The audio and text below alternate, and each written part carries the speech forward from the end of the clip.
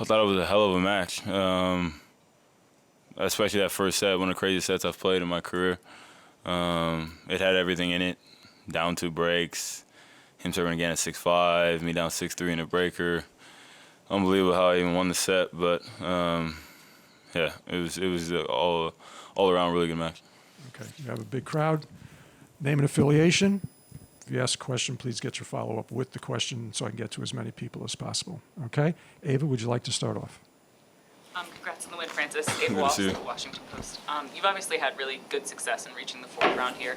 How do you think about reaching that quarterfinal? Is it like a big milestone that is in the back of your mind, or do you not I mean, not really. I made quarterfinals of Slam before, but yeah, I'm not really concerned about getting a quarterfinal. I want to go further, right? So, but yeah, I mean, for the 30-year running, 4th round, I mean, could be worse things, right? So that's pretty good, but I want to go a little further this year. And you could play Rafa up next.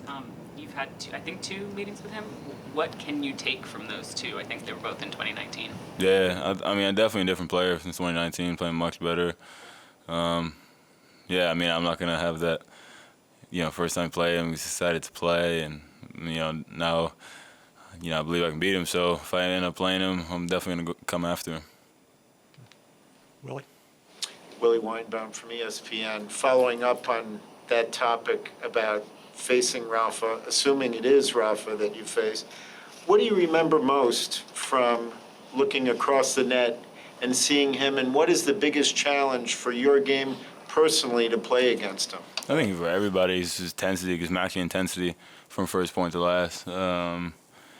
You can't really have any dips. He takes advantage of it. And then, how good his forehand is, right? Once you get a hold of a forehand, it's tough to get him out of that pattern. But, yeah, I'm just going to have to be really aggressive and try and make him play to me and not me play to him.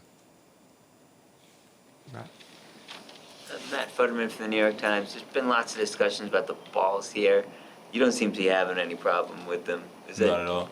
Yeah. No. Is it ever an issue for you in other tournaments? Yeah, I mean, sometimes if the balls are really slow, that's what I have a problem with. But balls are light, going through the air. So that's what I like. I mean, yeah, I have no real problem with the balls here at all.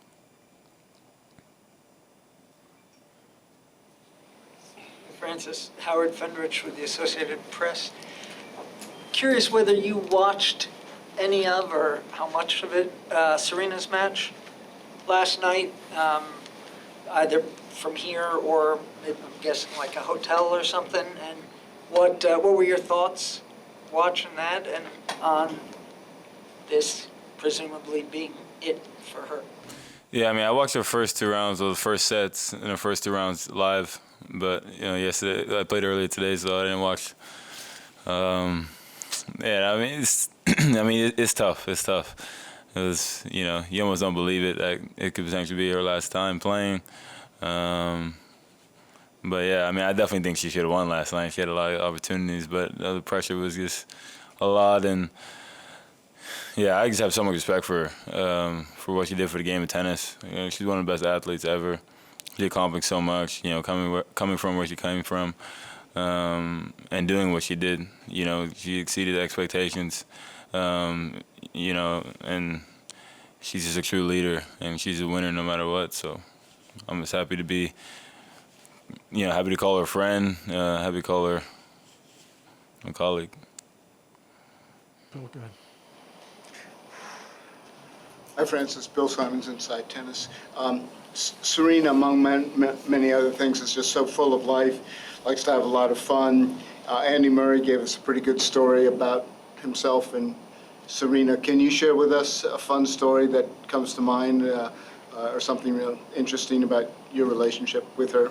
Yeah, I think she's really funny. Obviously, you guys see how fierce and the passion and stuff that she has on the court, but she's very funny outside of it, and super easygoing.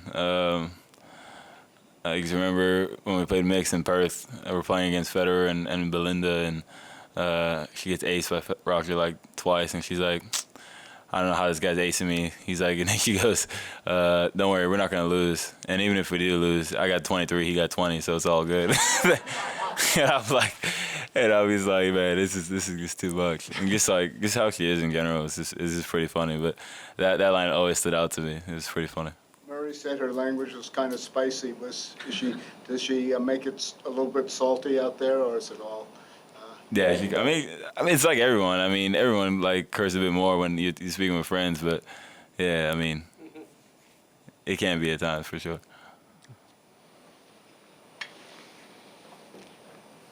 Francis, congratulations on the win today. Speaking of another friend who is also doing well, Nick Kyrgios, could you talk about your friendship with him and maybe even share a story similar to Serena, where you've had like a moment with him that you remember? I mean, me and Nick hang out a lot outside of the tennis. Not so much now, but yeah, I mean, I don't really have a story like to tell you about him, but I think what he's doing is great. I think seeing him play so well is great. You see most of the matches he's playing, he's packing out stadiums, and he's got a huge match tomorrow with Medvedev, so I'll be watching that. It's super exciting, and yeah, I like seeing him try and really give everything to the game, because I think he definitely is really good for the game of tennis. Matt.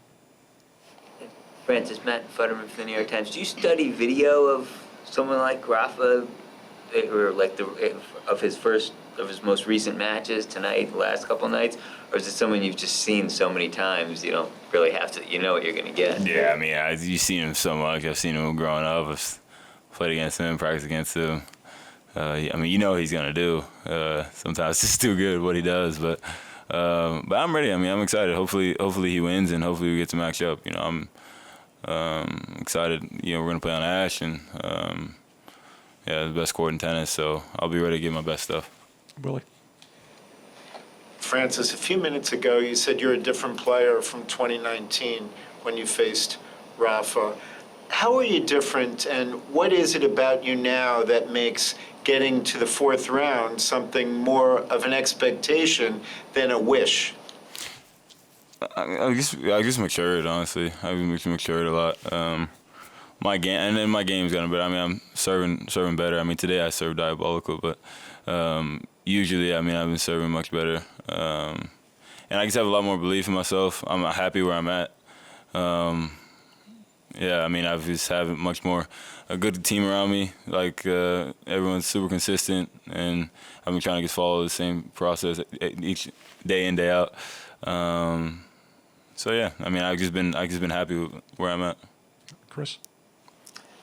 Francis, Chris Otto with US Open. Congrats on the win. I wanted to circle back to Nick Kyrgios, your match with him at the City Open. And just a general question about Nick. He's able to kind of create this chaos in his matches and make the atmosphere really crazy, and he seems to thrive in it, and it's tough for some opponents. I wonder if you have any observations on that. Yeah, I'm here to talk about me being in the fourth round. I'm not here to talk about Nick Kyrgios. Okay, move on. Yeah. Lloyd Carroll, Queens Chronicle. The Mets PR department told me you went over to Citi Field. I know you're a big sports fan in general. Just any recollections about that? Are you a fan of the local Washington Nationals, or are you a baseball fan in general? I hopped the bandwagon when we won the World Series a couple years ago. Yeah, got my jersey and everything, but I mean, I'm a good friend of Lindor, so coming to see him was really cool. Getting a signed jersey from him was really cool, and talking to him. Going to the Mets game was super cool. That was a lot of fun. Yeah, I mean, it would be cool. It would be cool. Like, I'm asking a ton of questions. I really don't know so much about baseball, so it was cool to just be there. Maybe at home I'll stop by some Nats games, but yeah, I definitely hopped on that bandwagon when we won the World Series. Bill, last question.